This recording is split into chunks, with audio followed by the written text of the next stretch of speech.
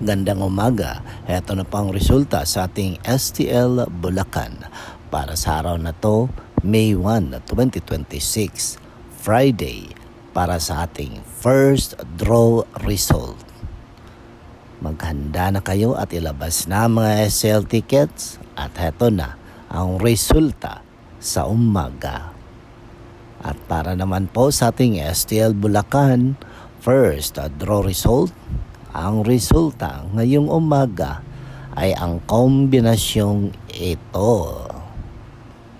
Shout out po kay Lolita Eredi at kay Arthur Ranudo. Salamat po sa panonood mga ka-STL at mag-ingat kayo palagi. Okay? Don't forget to subscribe Purple Green TV. Paki-like, share at comment po. Thank you. Happy Labor's Day!